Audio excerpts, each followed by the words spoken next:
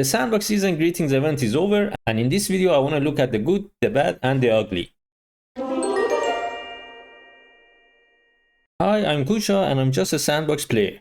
Before I start, I want to thank all the creators for making these games for us to play. Some of them were absolutely amazing. You might know which games I'm talking about if you've been watching my reviews. I know I wasn't able to make a video review for every game I played, but I played all of them except for the 2 gated ones and one of them that didn't load for me. But I remember I played that map during their launch party. And please note, these are all my opinion and experiences I had. They do not reflect on your capabilities. To be fair, you are all better than me in creating and building games. Okay, let's start with the good.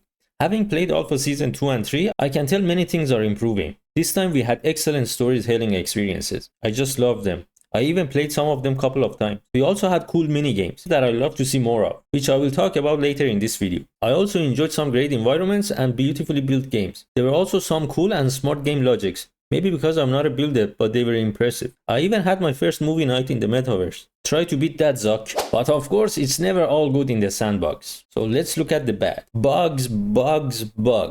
Oh wait, that's Rex Roche. I mean, what was with the climb glitch? Comment down how many of you got frustrated going so deep in the level just to get the bugs and had to start all over again. Maybe a game save feature for single player maps? Maybe, someday. There were also some issues like collecting items didn't register or the next mission wouldn't start. Now that I look at it, this was the reason I never got to make a video for all of them. I literally had to play some of the maps a couple of times hoping to get past those bugs. And then we had the introduction of the new game version mid-event, which introduced more issues. They just couldn't wait. And the most frustrating of them all, at least for me as a completionist, it's not getting all the quests ticked off. And I still don't know if I'm missing something in the game or it's just Sandbox, probably some bug or some issues happening. Please comment down if as creator you can check if all the quests get ticked off before publishing. But in this video I don't want to talk about what Sandbox should do or should not do. That's for another video. Yeah, you're not getting off the hook that easy. And before I talk about the ugly, please subscribe because in the next video on Sandbox, I want to talk about the catalyst, because clearly I'm not understanding how they're thinking about it. Back to the ugly. No Rex, I don't mean you. You are beautiful in your own way. Side note, I've never talked to Rex Roach. Hope he doesn't mind me joking with him. Retention, playtime, enjoyment. Since I don't have any data at my disposal, I will just trust my gut and use the stuff I read on Discord and Twitter. I'm guessing most people stop playing after they reach 200 EPs. And I really want to know if the games on top of the list got played more than the bottom ones. Of course, there's gonna be some exceptions on the bottom like the Shrine of Kongs or Monolith, so don't come at me with selected data. To be fair, there were experiences that I would play once more, or maybe recommend to someone else to play it, at least once. And some of the games I would play over and over again if there was a working leaderboard for it. But to be frank, some of the experiences are not fun, and I don't see why people should play them again. So to share with you what I find fun and interesting, I have to break them up into social hubs and single player maps. For me, when I jump to a social hub, I want to explore, goof around with other players, maybe compete in a parkour or take part in a multiplayer minigame. And when I say explore, it means fewer invisible walls. If I want to jump off a window, let me. If I want to hop on trees, why not? Also, at least have a good parkour race. I think Shrine of Kongs is definitely missing a beautiful jungle route for a parkour race. And for single player games, a good story and a purpose is necessary, but don't go heavy on the text.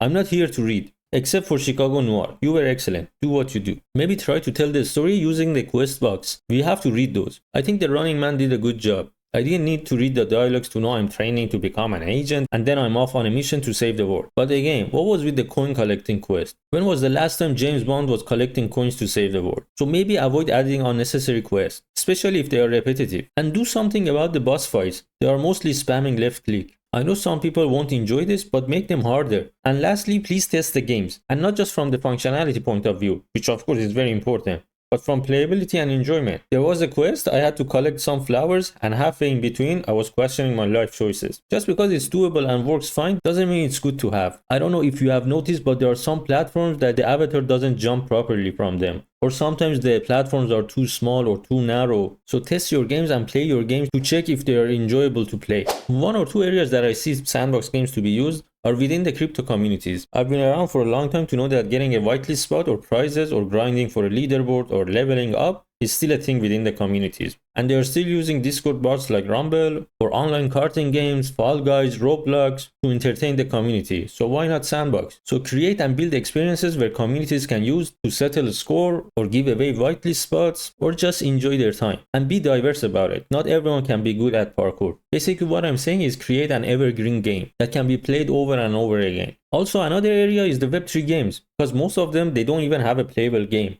but they have the community. So maybe build a game that acts as a demo for their upcoming game, or a tutorial, or maybe a companion game. For example, you can create a game where you have to collect X amount of coins in Sandbox. Then maybe this could reflect in the Web3 game as some sort of energy for crafting. Too far-fetched? To wrap this up, Sandbox has still potential to be played and enjoyed by many. But the competition is also here, and they are being nifty about it. So if you are a player, comment down below what you enjoy in the Sandbox and what you hate. And if you are a creator, share the pain points you are facing, whether it's from lack of functionality and tools within the Sandbox or the client concerns you are pitching to. Maybe the community can address them. By the way, I want to start playing Sandbox experiences on Twitch, so if you want me to try your map or see me playing, find the link in the description. And if you watched till the end, thank you for tuning in, and I'll see you in the next video.